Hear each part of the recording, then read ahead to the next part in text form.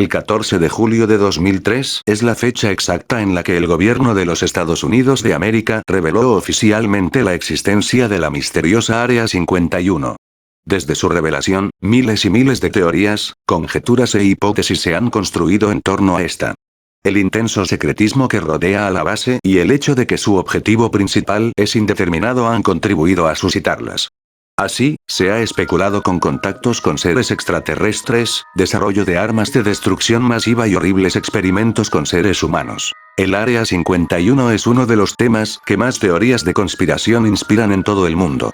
Muchos darían lo que fuera por tan solo poder acercarse un poco y atisbar aunque sea una porción de lo que en realidad oculta.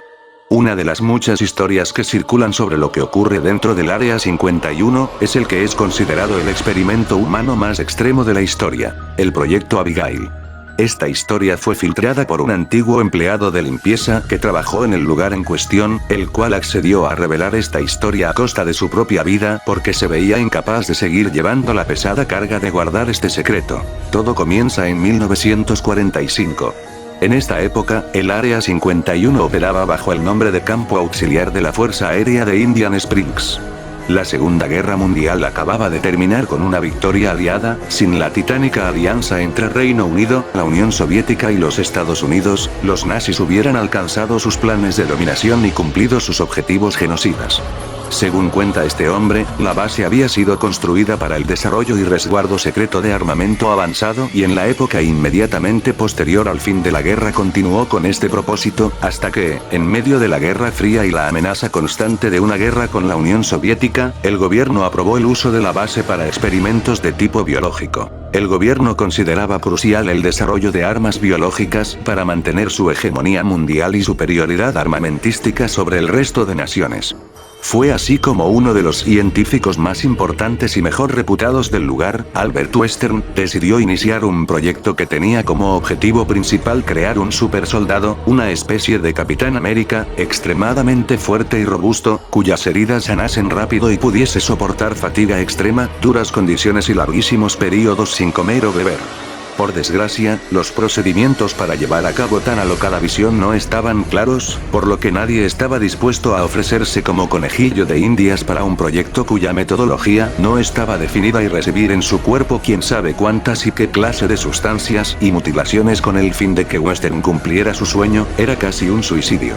Adicional a esto, la persona en la que se llevarían a cabo los experimentos debía ser alguien de completa confianza, es decir, alguien sin amigos o familia que fuese capaz o tuviese intención de denunciar el proyecto públicamente y demandar a la base o al gobierno de los Estados Unidos. La primera opción eran desahuciados, vagabundos o presos. Pero Western necesitaba a un individuo completamente sano, con excelente condición física y moral. Así, después de mucho meditarlo, Western tomó una decisión.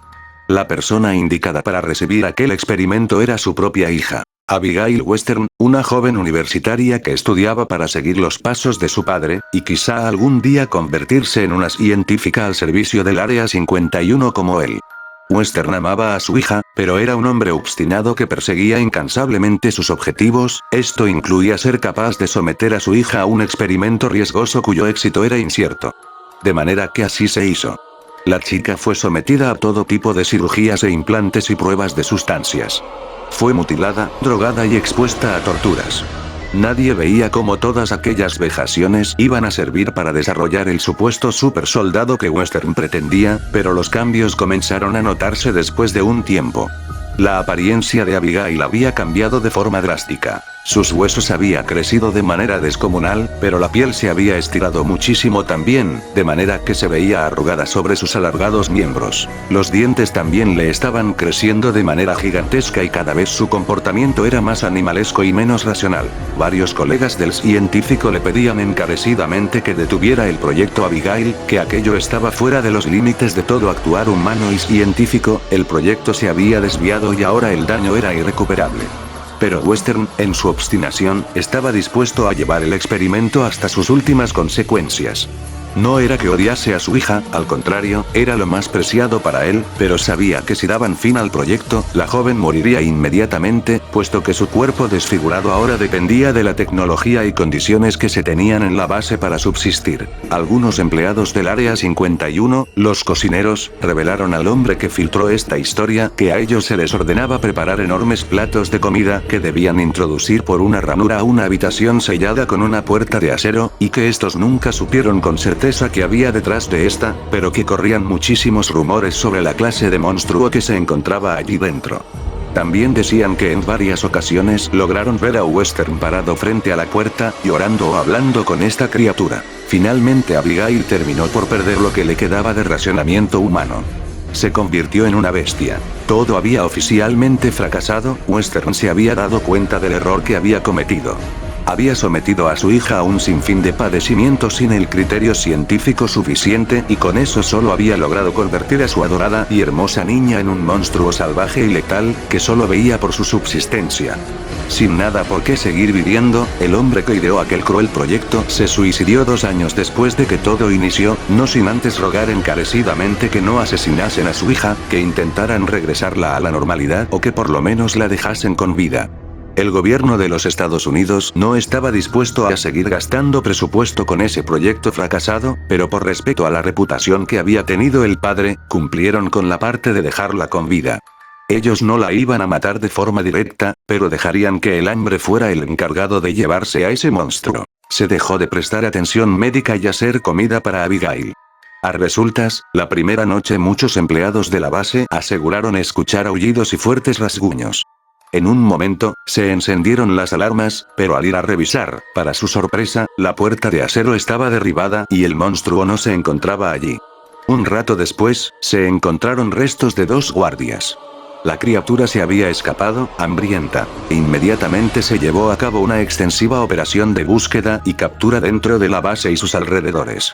Aunque se intentó aniquilar a la criatura, las balas y explosivos no parecían dañarla gravemente, de manera que, una vez que lograron rodearla en una zona subterránea de la base, se optó por atraparla allí y esta zona se selló bajo capas de concreto, acero y hormigón. Han pasado más de 70 años del proyecto Abigail, y todavía hay testimonios de empleados más recientes que afirman que en ala oeste del Área 51, por detrás de las paredes y especialmente debajo del suelo, se logran escuchar rasguños y gruñidos ahogados de vez en cuando. A raíz de esto surge la duda de cómo ha podido la joven convertida en monstruo sobrevivir tanto tiempo sin alimentos ni agua. Tal vez esto signifique que el proyecto de Western no iba muy desencaminado y que, de seguir haciendo pruebas en otros sujetos, hubiera conseguido, eventualmente, crear su soñado soldado invencible, pero a su vez surgen las dudas y el temor sobre cuánto tiempo exactamente puede sobrevivir esta criatura y, si ni las balas ni los explosivos convencionales pueden hacerle daño, entonces ¿qué? Hoy en día se cree que Abigail es uno de los motivos por los cuales el Área 51 es tan resguardada. No saben qué es y no saben cómo combatirlo. Temen que si algún curioso llega a toparse con ella algún día o si la criatura logra escapar, las cosas sin duda terminarían muy mal para todos.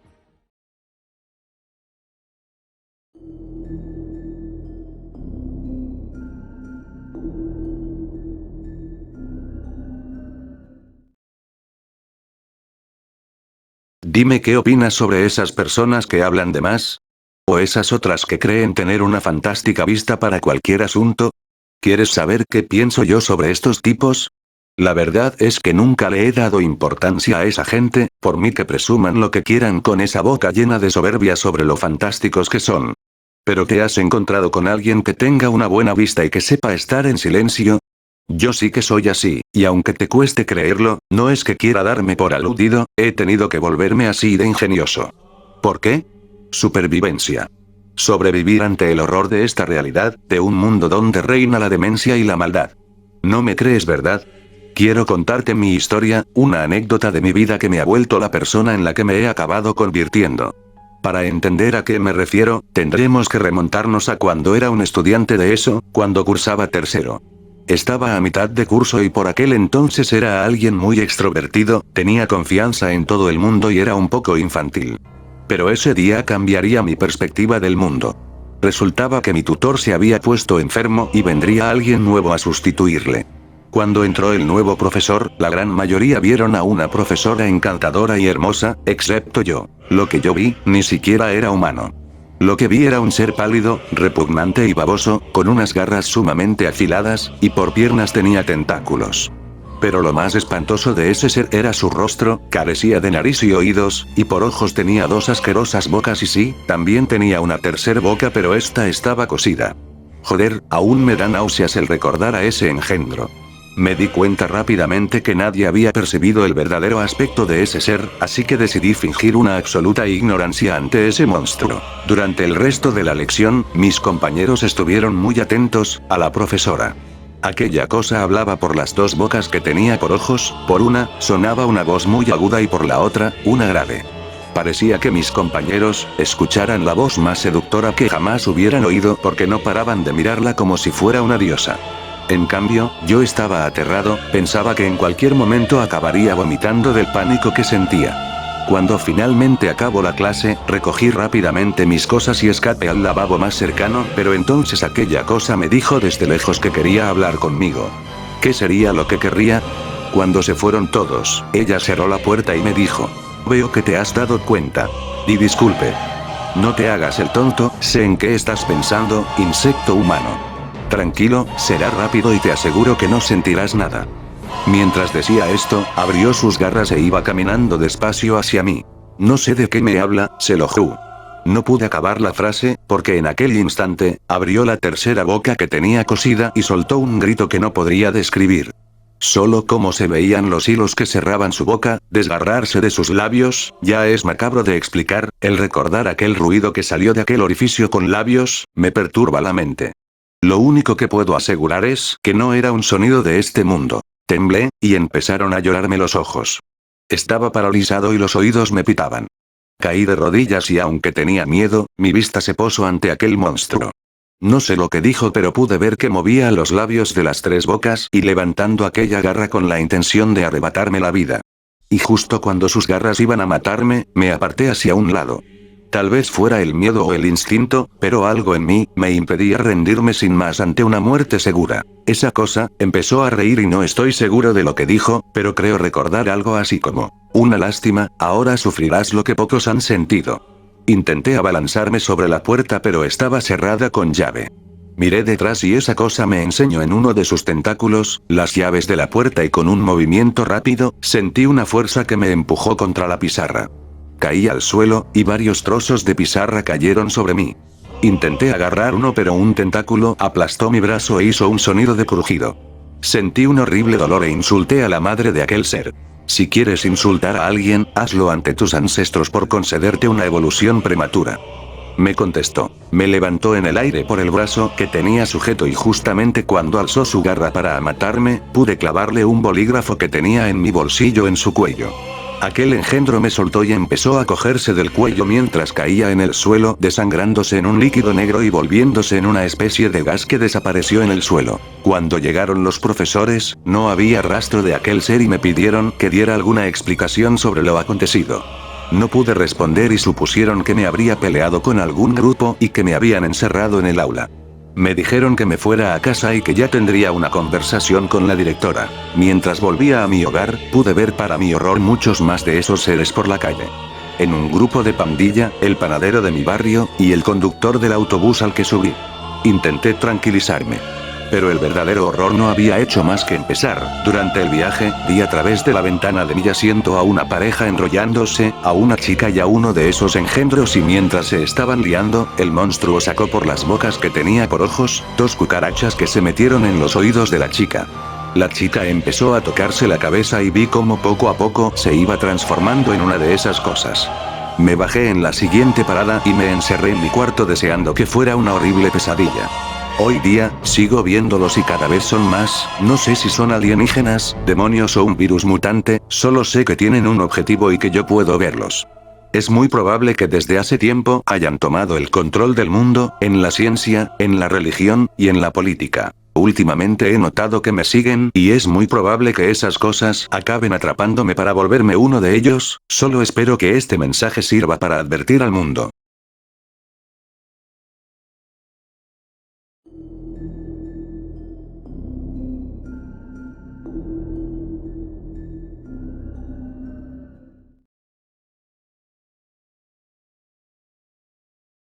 Hace muchos años, se cuenta la leyenda del bosque de Maná.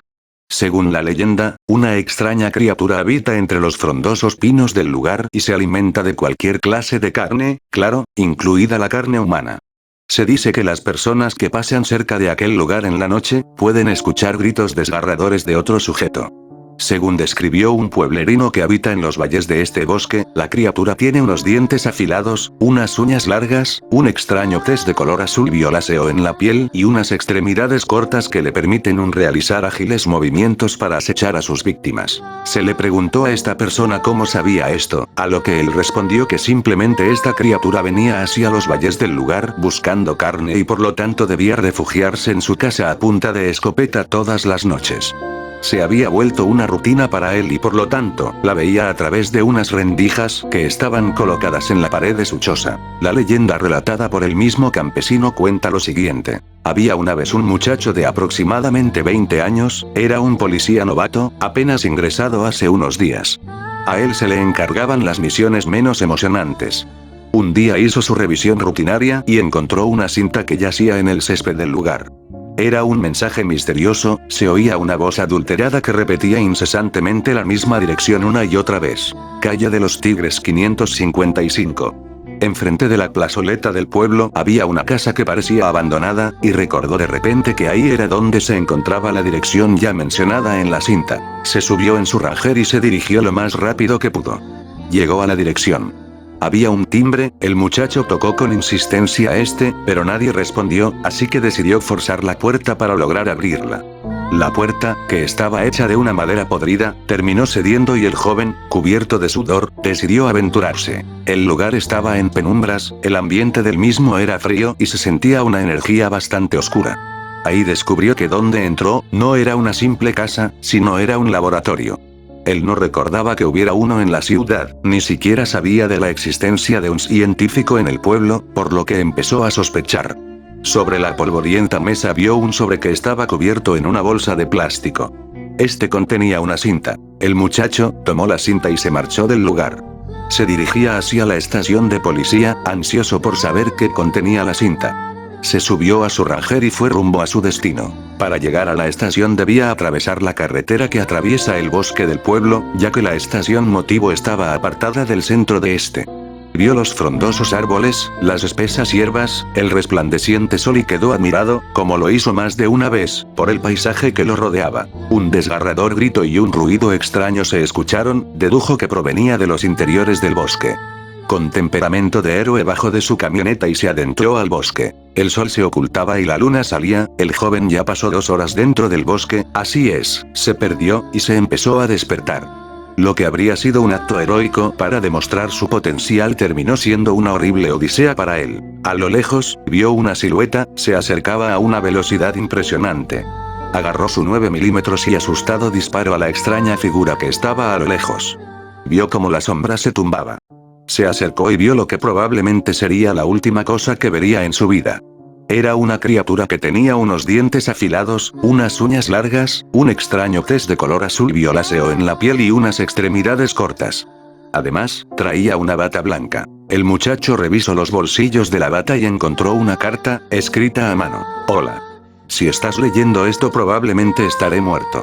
Hace unos días vengo trabajando en el experimento ARG-129. Básicamente se trata de un suero para prolongar la vida y evitar enfermedades a través de enzimas de animales marinos y terrestres. Luego de terminarlo, lo consumí para probar su efectividad, grosso error. Empecé a toser, sentí una presión grande en mi pecho, después de un rato mis venas brotaron fuera de mi cuerpo. Empecé a buscar la cura, hasta que mi brazo no respondió a mis órdenes, sentía un dolor inimaginable y tenía otros síntomas. Esto me obligó a amputarme el brazo. Si llegaste hasta aquí, significa que encontraste la cinta que dejé en mi laboratorio, los ruidos que escuchaste solamente eran señales para que te adentres al bosque y logres arrebatarme esta carta, esta contiene. El policía siente a alguien atrás y para de leer.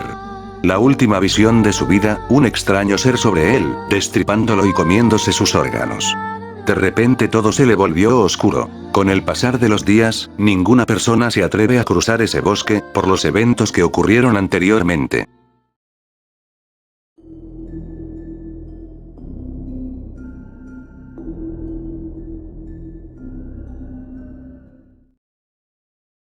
Les voy a contar mi experiencia fantasmal, por decirlo de algún modo. Esto pasó hace más o menos 5 o 6 años atrás. Aún estaba en el cole. Yo estaba en la banda marcial del colegio, en ese tiempo me habían nombrado mayor de lira, y ensayábamos de noche porque en el día ocasionaba mucho ruido y no se podía dictar clase.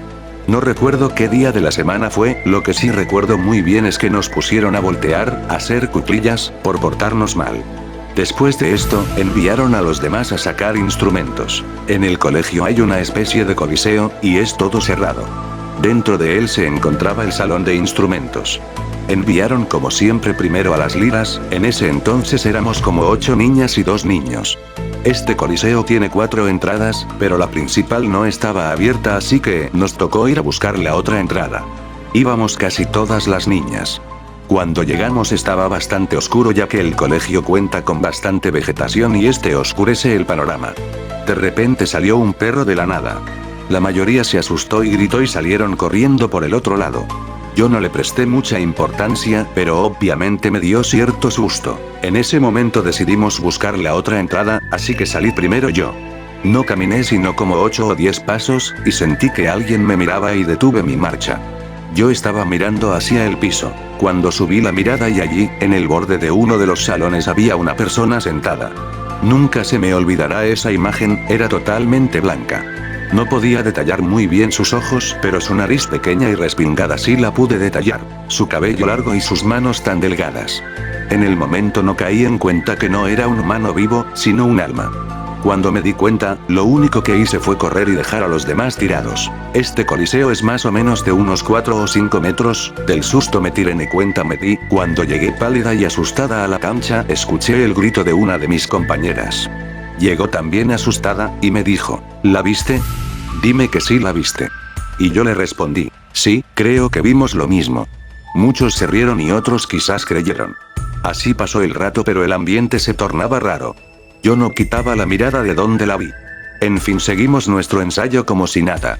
No fui capaz de ir a guardar mi lira, así que le pedí el favor a uno de mis amigos. 2 muchachos que eran muy casposos se reían de nosotras, y decidieron dar la vuelta al coliseo. Yo partí hacia la entrada del colegio, y le pregunté al celador. Él me vaciló que era cuestión de mi imaginación. Cuando estos 2 muchachos casposos llegaron estaban pálidos y les faltaba el aire, me dijeron, les creemos. Nos topamos con ella, es totalmente blanca y transparentosa. El celador se echó a reír, y dijo no la molesten, ella es el alma de una niña que murió en el interior del colegio hace mucho tiempo, al parecer por violación. Ella me ayuda a cuidar el colegio. Yo lo miré raro, y le dije, ¿en serio? Me dijo, sí, ella es el alma en pena del colegio.